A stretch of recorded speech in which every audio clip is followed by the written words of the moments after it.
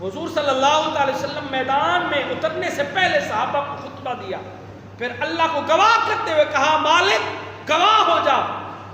میں نے ان کو سمجھانے میں، ان کو بتانے میں کوئی کسر نہیں چھوڑی ہے، میں نے اپنا حق ادا کر دیا ہے۔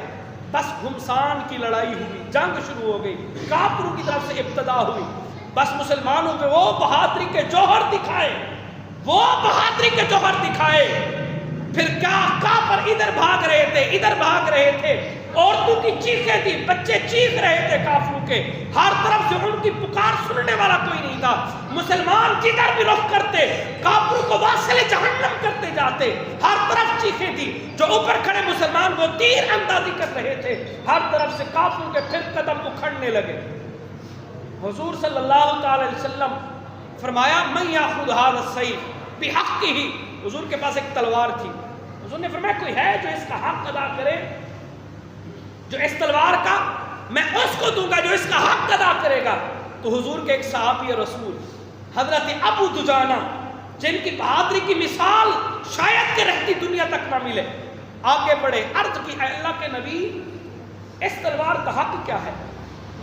حضور نے فرمایا اتنا چلے کہ ٹیڑھی ہو جائے، عورتوں پر نہ چلے، بوڑھوں پر نہ چلے، اتنا چلے کہ ٹیڑھی ہو جائے۔ حضرت ابو دجانہ نے وہ تلوار پکڑی، کہا اے اللہ کے نبی اس کا یہی حق ہے، تو پھر ابو دجانہ اس کا حق ادا کرے۔ حضور نے ابو دجانہ کو تلوار دی، بس حضرت ابو دجانہ کے پاس ایک سرخ کپڑا ہوا کرتا تھا، جب بھی میدان سجتا نا تو ابو دجانہ وہ کپڑا اپنے سر پہ باندھتے، حضور نے تلوار دی، ابو دجانہ نے وہ کپڑا سر پہ باندھا، باندھنے کے بعد ہم میدان کے اندر چل رہے ہیں، اس انداز سے بہادری کے ساتھ چل رہے ہیں۔ میرے کریم نبی صلی اللہ علیہ وسلم نے دیکھا ابو دجانہ اس فخری انداز کے چل رہا ہے، حضور نے فرمایا صحابہ دیکھ لو ابو دجانہ کو، اللہ کو یہ ٹور پسند نہیں ہے، لیکن دشمنوں کے سامنے یہ ٹور چلنا اللہ کو بڑا پسند ہے۔ ابو دجانہ پھر تلوار کے ساتھ لے کر اپنے سر پہ کپڑا باندھا ہوا جب میدان کے اندر گئے نا، جس طرف جاتے کافروں کو واصل جہنم کرتے جاتے، جس طرف جاتے واصل جہنم کرتے جاتے، حتیٰ کہ ٹیڑھی ہو گئی تلوار۔ چلاتے چلاتے ابو جہل کی بیوی ہندا سامنے آ گئی، تو آپ چلانے لگے تو رک گئے، کہا کہ یہ محبوب کی تلوار ہے، یہ اس کا حق نہیں ہے کہ عورت پر چلے۔ آپ نے اس کو چھوڑ دیا، کہا تو عورت ہے،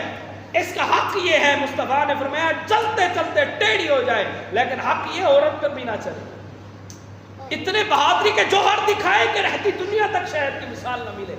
حضرت ابو دجانہ پھر دیکھا کافروں کی طرف جب تیر آنے لگے نا، مصطفیٰ کی طرف، حبیب کی طرف، ہمارے آقا کی طرف، ابو دجانہ حضور کے سامنے کھڑے ہو گئے، حتیٰ کہ کوئی جسم کا حصہ نہیں تھا کہ ابو دجانہ کے جسم پر تیر نہ لگا ہو۔